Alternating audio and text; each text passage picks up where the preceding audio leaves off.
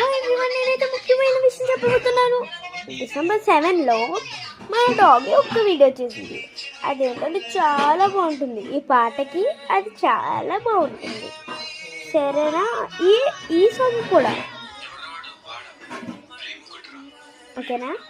ఇప్పుడైతే వీడియో తీసిన దాంట్లో ఒక్క పిక్చర్ అయితే నేను మీకు చూపిస్తాను. అది నాకు చాలా కామెడీగా అనిపించింది. నేనైతే చాలా నవ్వుకున్నాను. ఆ వీడియో గురించి చాలా చాలా చాలా బాగుంది. ఆ ఫొటోస్ మీ ముందుకు వచ్చేస్తాయి. హాయ్, చూస్తారు కదా? అలాగే ఇప్పుడు మనం ఒక పాయింట్కి వచ్చేద్దాం. ఏంటంటే మనం ఒంటరిగా ఉన్నప్పుడు కూడా ఒక్కళ్ళు మన వెనకాల ఉంటారు. వాళ్ళ పేరు నేను చెప్పాను, కానీ వాళ్ళంటే అందరికి ఇష్టమే. కానీ కొంతమంది పూజలు అవి అంటారు, కానీ యేసుక్రీస్తు వారు చాలా మంచివారు.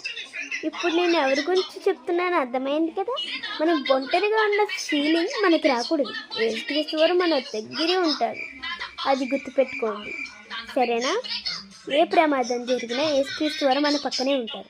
ప్రమాదం చేయొద్దంటారు, కానీ మనకు వినపడదు కదా. ఎలా చేయాలి? మన మమ్మీని ఫస్ట్ అడగాలి, లేదంటే డాడీని, ఎవరినైనా అనొచ్చు. సరే, ఇప్పుడైతే యేసుక్రీస్తు వారి గురించి తెలుసుకోవచ్చు. నేనే సపోజ్ మా మమ్మీ అక్కడ ఉంది, ఎవరికి ఏం తెలీదు, యేసుక్రీస్తు వారు మన పక్కన ఉన్నారు. ఇప్పుడు మా మమ్మీ అక్కడ ఉందనుకోండి, ఓకేనా? నేను వీడియో చూపిస్తాను. నిన్ను నేను ఎన్నడు విడువను, నిన్ను నేను ఎన్నడు విడువను, నిత్యము నీతోనే జీవింతు, సత్య సాక్షిగా జీవింతు. Download ShareChat. ఈ వీడియో చూసిన తర్వాత నాకే ఆడుకోవచ్చు.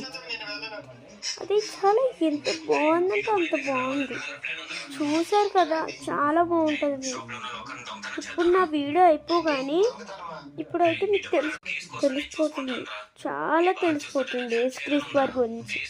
మన పుట్టినరోజు నాడు చాలా వెలుగొస్తుంది, తెలుసా మీకు? వెలుగొచ్చి ఎంత కాలుస్తుందంటే అంత కాలుస్తుంది.